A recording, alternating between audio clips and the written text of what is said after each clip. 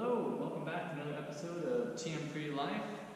Usually I'm bringing you all the Tesla news and Tesla updates, but today we're going to be doing something a little bit different, something a little bit special, and something that I promised you guys in the past. I do want to give a good shout out to our friends here at Cody Chevrolet on Barre Montpelier Road in Montpelier, Vermont, who have graciously given us the Bolt to review today and to show all of you. Here's the Bolt.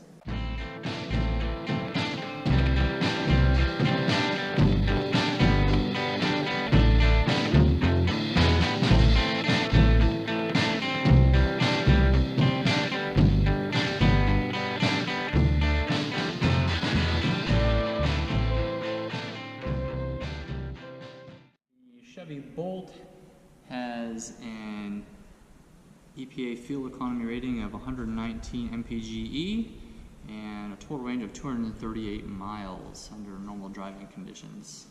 This particular model is the 2017 Bolt EV Premier, which happens to also be fully loaded with the Convenience Plus package as well. And all totaled up, there is your price. You may be asking yourself, why are we looking at the Bolt? Why today? Today's December 2nd. Why would we be looking at the Bolt today? Well, I'll tell you why we're looking at the Bolt today. We're looking at the Bolt today because this is one EV that you can drive today because it's actually got the range compared to some of our other rivals, as in the Nissan Leaf, which is still just over 100 miles of range, as well as the e-Golf for now, until anything better comes out, which we all know the Model 3 is coming at some point. There's a long waiting line for that. And this is available today, and right now you're still guaranteed that $7,500 federal tax credit. That could be going away, the number of EV credits for any electric vehicles going forward. So if you want that credit and that means enough to you, and you're looking for an actual EV car that you can drive today and be happy with, this is your car. Here we are in the rear of the Chevy Bolt. With the hatchback, you're actually getting 16.9 cubic feet of storage room, as well as this really nice storage bin, which can actually put maybe a couple thin suitcases down inside of here, and of course also your mobile charging connector. This is a great spot to store that below the floor. And once you've got this situated back in place, you can also, of course, being that this is a hatch, put the seats down, and then you have a ton more storage, which is really convenient. So if you're looking for something that's got storage, this is your car. This is under the bonnet, hood in America, of the Chevy Bolt. And what you're going to see here are all of your high voltage electronics, your typical 12-volt battery, and run all of your accessories. And below all of these electronics actually sits the motor which drives the front wheels. But you won't be doing anything under here, as this is an electric vehicle, so maintenance is pretty much nil except for wiper blades and tires. Hello everybody. So now we're sitting in the back of the Chevy Bolt, and I wanted to give you guys some sort of a comparison as far as room for your passengers in the rear seat. Right now I have the front seat configured to how I would want it to be sitting, and I'm 6'2". I have a thin stature, but I am very tall. So this seat is actually pushed back quite a ways for me to be comfortable in my driving position. But as you can see, sitting here in the back seat, plenty of leg room here and more than enough ample knee room. So as you see, it may appear here just by the roof line that there may not be enough headroom in here, but actually above my head there is about 3 to 4 inches of headroom, even at my height of 6'2", so which isn't bad. In the back seat, as far as amenities go, you know, there's not a whole lot, but there are 2 USB charging ports down here. You see those right here, so you can charge for both your passengers sitting back here. I wouldn't say that this back seat is meant for 3 full-grown adults, but certainly 2 full-grown adults without a problem. We do have a fold-down armrest with 2 cup holders, which is nice to see. And that's about it in the back. So up front here, in front of the driver's front door, you're gonna find your charging port. And you'll notice that you'll have level 1 up here. You drop this down, you'll have level 2 charging. There are 2 types of level 2 charging for the Chevy Bolt. There's the 30 amp, which is going to be the typical installation that you'll have at home, which is going to give you about 9 hours for a full charge on this car. And if you are at a 60 amp level 2 charge, you're going to get about 4.5 hours to charge this thing back to full. And again, remember that's a 238 mile range, which of course can be extended if you're hypermiling or anything like that. So there you go. And this just opens up with just a push and pops right open.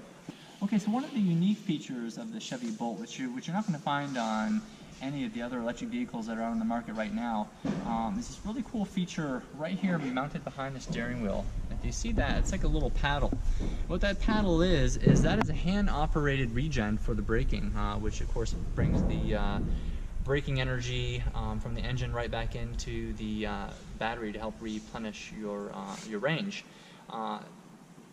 I don't know why more EVs don't have this, because the nice feature about that is, like most EVs, this has the typical 2-option, high or low resistance for your regen or one-pedal driving, but yet they still add this pedal. So you can keep this car in normal driving mode without heavy regen, so just regular driving, accelerator and your brake. And then at the same time, going down any steep hills, or if you do just want to use this as your brake, you certainly can. And it's extremely accessible by hand, and it's a wonderful feature that I think every electric vehicle should have. Okay, so this is your home screen for the Chevy Bolt, and on here you got your radio settings. You can go into that. You can set your favorites in here. Right now we're doing FM, but we can also, you can do your satellite radios and all that as well. If you go back into home here, oops, let's turn the heated seat on by accident. Shut that off. All right, so right here we've got, this is just some basic information on the last time you went out for a drive, and this resets itself after every trip that it goes on. This is your scorecard, so after every trip that you have, it gives you a scorecard of how well it thinks that you're doing. So we'll move on here. All right, here we've got another fun chart. If you're into pie and bar charts and just fun stuff like that, or if you're just a complete data geek, you're gonna love all this. But this is basically what your averaging kilowatt hour per mile is. So if we go back into energy, right here is our flow. So this is what you're probably used to seeing in like your typical Toyota Prius or whatnot. It's just a fun animated video of the when we're actually driving. You'll see that it's charging the battery when you're using Regen, or it's giving energy to it. It's that basic same animated video that you see on a lot of hybrids. We go back in here and we go into charging. And this is where you can set the vehicle to immediate, and right now it's set to immediate. So that means as soon as you plug in at home to charge or anywhere, it's going to immediately start charging. But if you are in an area where you have peak charging times or whatever, you can schedule your charging to charge when it's not peak charging time, so you can save on your power bill doing it that way. Let's go back into here, look at some information. Oops, that's our score chart again, and then our energy settings. These are just things that you can set.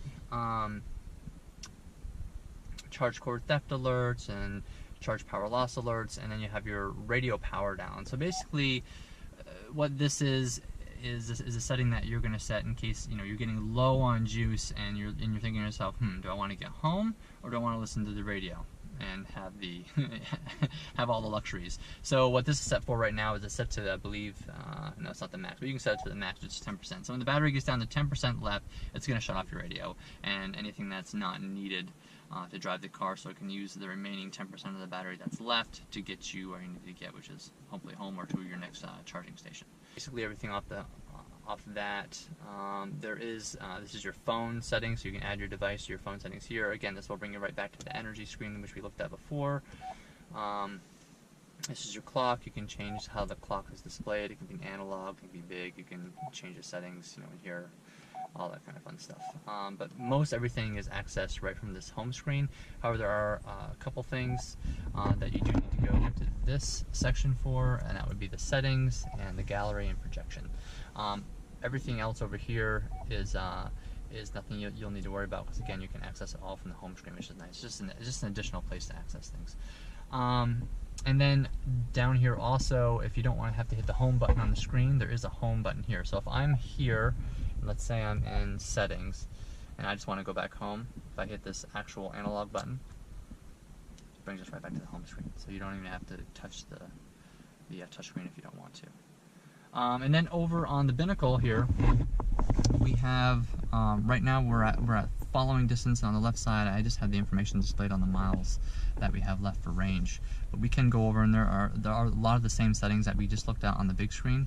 So there's really not a lot of reason to go through any of these, because you can do it on the big screen, and trying to do it in that little space there while you're driving is probably not the greatest idea. Up here, you can set a timer, so this is like how long it took you to get somewhere, if you're setting it for a particular trip, your average speed, there's your tire pressure, and this is your typical trip computer settings. So, and that's all available right on the steering wheel, and very easily to reach.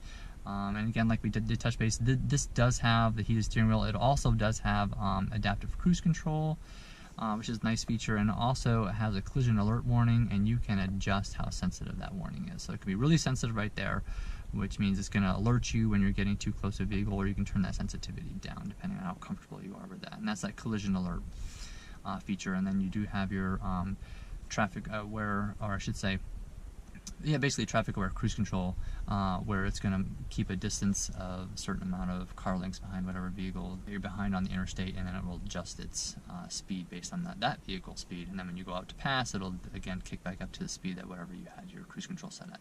So right here is a rearview mirror. Hi everybody. Something unique about this rearview mirror, actually a really cool feature that this car has, which has kind of two really neat purposes. If you flick the switch here, typically that switch on the back is going to be, for your nighttime, viewing, to dim the headlights for the car in back of you. But on this one, if you flick it, you've actually got a camera that displays on that rearview mirror, and that camera is of course located on the rear hatch. So you could have this car completely loaded from floor to ceiling with stuff, and you wouldn't have to worry about it. So let's say you were carrying a bunch of balloons for a birthday party back there. Guess what? They're not going to be obstructing your view, because now you've got a perfect view, as if you were just looking out the back window yourself, except for it's actually a camera doing this for you. The other nice feature is that you can use this for nighttime driving, and being that it's a camera, it's got much better vision than you do. So this is actually a great feature for when you're driving at night. You have a much better view out the rear of the vehicle. So just a fun feature, and if you go ahead and just click it forward, turns it right back to a normal mirror again. So there you are. Okay, so here we are, and we're getting ready to drive the Chevy Bolt. Again, it is it's colder out today. We're looking at about, I think, 41 degrees. So I have the heated steering wheel on, which is really nice. I have the heated seat on as well. Feels good. There are, shifting and everything's obviously a little bit different.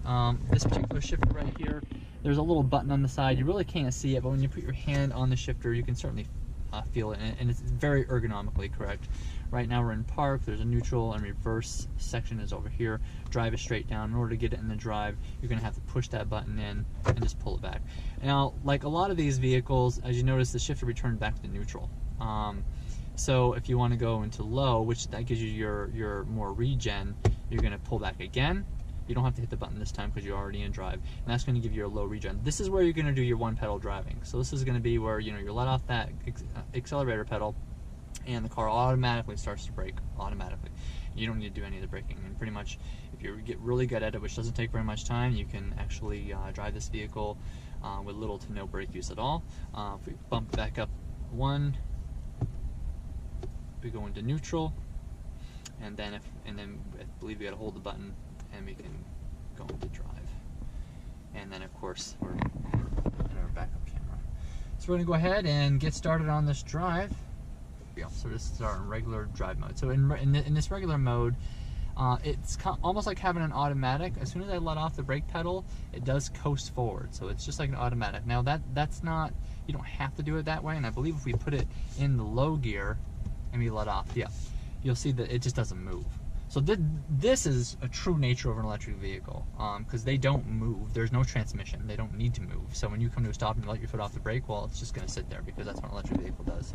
But if you're looking for a more normal driving experience, if you're used to automatics, then you keep it in drive, and well, it has that creep mode, basically. Creep mode is really a term used for Teslas, but we can use it here as well. And like all electric vehicles, they deliver all their torque at 0 RPMs, so You know, I believe the 0 to 60 in this car is about 6 seconds, but it can get there very, it feels like it gets there much quicker when you step on the gas because of that electric powertrain. Right now, I'm going 35 miles per hour. If I hit the gas pedal, it will surge forward. You get that easy passing ability if you're on the interstate, which is fantastic because whatever torque this has, you have it instantly at any speed, which is really fantastic. And by the way, this heated steering wheel really works. I'm going to turn that right back off, and heated seat, as that is burning my butt. All right, so if you're asking yourself, did those work well? The answer is yes, they do. And we'll see how she does up this hill. Now, the car is very quiet. We're now hit 52 miles an hour. The speed limit on this hill is 50. It didn't take us any effort at all to do that. It's very smooth. It's very quiet. There's not a lot of electric engine whine. Reminds me a lot of the Tesla. It's very quiet. A bit of road noise, but you're gonna notice a lot more road noise in any electric vehicle because it's not being drowned out by the engine. So keep that in mind. You might be like, well, that's kind of noisy, because you're hearing the tires on the road. So, and you can change that. Anyone can go ahead and buy different tires and adjust the compound, and you get quieter tires. I'm sure you can get that noise right down to just about nothing. And I don't really know what Chevy's done for sound deadening in this vehicle. I'm going to say that it could be pretty slim. What I have noticed about this vehicle in particular is that there aren't really any soft touch plastics in here. Everything in here, as nice as it looks, it has a very good look to it, but it's very plasticky. Almost like, feels a lot like recycled materials, which is great. We are in a green vehicle. It looks like they could be, recycled green materials. So, not bad. Not too bad at all. There's not a ton of blind spots in this car. Visibility is good, thankfully, because I do have this little quarter window cut out in the front by the door, which does allow for much more visibility. It seems much more open that way. However, you will find, even in the highest trim level of this vehicle, you do not get a sunroof. So keep that in mind. There are no sunroofs on the Bolt as of yet. I don't know if that's an option that they plan on adding at some point, but as of right now, that's not an option. I'm going to go ahead and put this in low so we get an idea of how the Regen braking is. So that's the car automatically braking for me, folks. I don't know if you can really see that, but let me just go ahead and put my foot back on the gas. We have a red light up here. I'm going to take my foot off the gas here. I'm using no brakes, none at all. None at all. Matter of fact, I have to give it a little more gas or we're not even going to make it there. So here we go. I'm going to creep up to this red light, take my foot off the accelerator, and we are going to come to a complete and utter stop with no brakes. So that's what you call one pedal driving. The Regen on this particular vehicle is very good. I'd almost say it could even be better than the Tesla Model S. The Regen is fantastically strong on this vehicle. We are going to talk again about that really cool feature of the paddle shifting. So I'm gonna at some point I'll put this back into regular drive mode, and then we'll go down a hill, and we will test out the pedal, which actually gives you that full Regen effect. So one thing I've noticed about this shifter that I'm not particularly pleased with, and it could just be me, I may just not know what I'm doing. I'm going to put that out front here right now. But when I'm in drive and then I can push it back into that low mode, remember that low mode is really so you have that regenerative braking automatically when you let off the accelerator, so you can have that one pedal driving feeling, which is really neat. And of course saves on your brake pads and brake wear. I noticed if I just want to go back to drive mode, if I just push the shifter, like you would think, well, let's push it up one to drive. As you can see, it's not doing anything. There's no change. But however, if I do it multiple times, or if I hold it, it'll go, but it goes to neutral. And then I got to pull it back again to get into regular drive mode. So I don't know if that's something that I'm doing wrong, but I can't see any other way. There's only two ways the shifter moves. Three ways. It's up, down, and up and to the left. That's all it does. So there's really not much more. So I'm not really sure what I'm missing and why you just can't tap this once and go to back to normal driving mode. But again, if I'm doing something wrong, please comment down below in this video and let me know if that's incorrect. I'm just doing it wrong. But if that's really how it works, I'm not really happy with that. Okay, so here we are. We're getting ready to go back down the hill here. Pretty soon we'll be at a pretty steep grade. Once we're at that grade, I'll apply the Regen paddle. I love it. I really think all electric vehicles should have that Regen paddle. Tesla, if you're listening, put a paddle on. I kind of like it. Okay, so right now I don't have my foot on the brakes or the accelerator. We're just coasting at 47s, probably gonna keep climbing. I'm gonna go ahead and hit that Regen paddle. Here we go. That's no brakes, people. That's just Regen paddle. And if I kept going, it would stop us on this hill. The paddle is amazing, and I'm gonna use it right now to see if we can slow down for this red light without using any brakes. Just the paddle. Coming up to a red light here, I'm letting off the paddle, applying it again. Yeah, play with it a little bit. I'm sure you get used to this just like the regular one pedal driving. But let's see if we can come right all the way right up here to this stop sign. Stop light. And there you go. No brakes. That was our review on the 2017 Chevrolet Bolt EV. If there's something I didn't cover in the video, or if you have any questions, please feel free to comment below. If you like this review, please give it a big thumbs up. And as always, thank you for joining us on another episode of TM3 Life. We're good? We're good. All right. Hello, here we are inside the Chevy Bolt. And the cockpit's laid out. Is in demonstration You mode. son of a bitch. Hold on. By OnStar's high-speed 4G connection. Press the blue OnStar button to learn more.